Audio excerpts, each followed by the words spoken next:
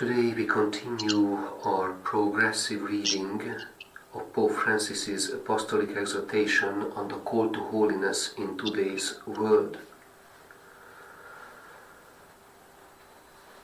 Paragraph 54. The Catechism of the Catholic Church also reminds us that the gift of grace surpasses the power of human intellect and will, and that, with regard to God, there is no strict right to any merit on the part of man. Between God and us, there is an immeasurable inequality. His friendship infinitely transcends us. We cannot buy it with our works. It can only be a gift born of His loving initiative.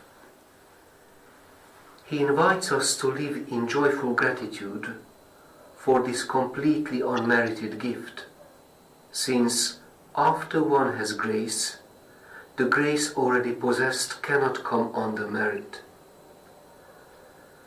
The saints avoided putting trust in their own works.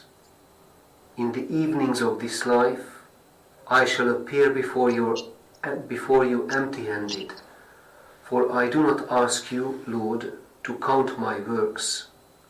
All our justices have stains in your sight.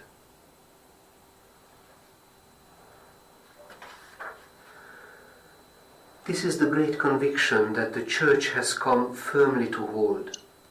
It is so clearly expressed in the Word of God that there cannot be question of it. Like the supreme commandment of love, this, through truth, should affect the way we live, for it flows from the heart of the Gospel and demands that we not only accept it intellectually, but also make it a source of contagious joy. Yet, we cannot celebrate this free gift of the Lord's friendship unless we realize that our earthly life and our natural abilities are His gift. We need to acknowledge jubilantly that our life is essentially a gift, and recognize that our freedom is grace. This is not easy today, in a world that thinks it can keep something for itself, the fruits of its own creativity and freedom.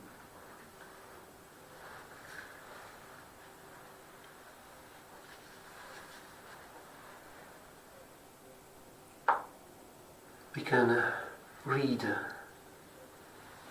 this passage in the context of our personal life and also against the background of the big changes taking place in our culture. The Pope reminds us that salvation and life is always God's initiative and gift, His first initiative and gift. So we can learn that whatever happens in our day, it is God's gift and God's initiative. If it is a challenge, it is coming from God.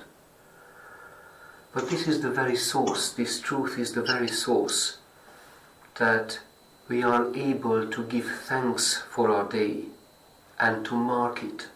Thanksgiving reframes our life, our day, even if that day is overshadowed by challenges or illness.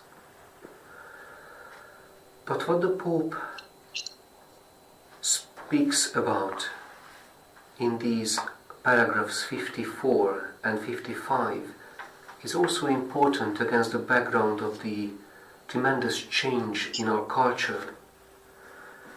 It seems that the new Messiah has arrived. Artificial intelligence.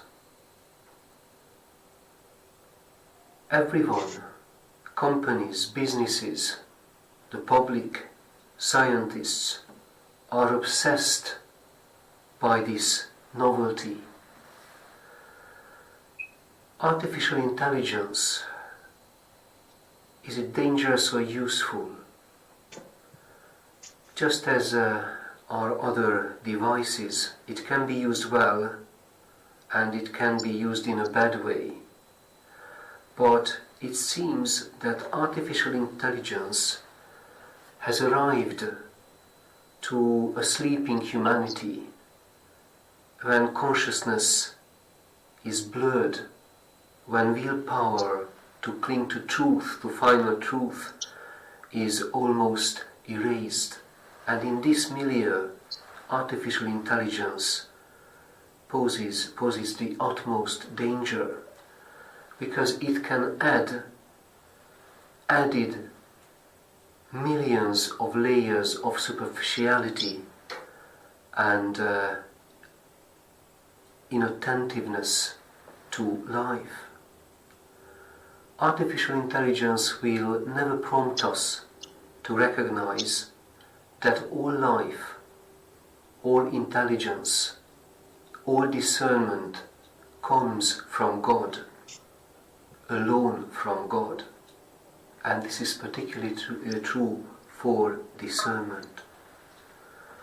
So let us receive our Holy Communion today as the confirmation that our salvation, our ability to discern in life, is the first gift of God, and it is always His initiative. Let us respond to it today.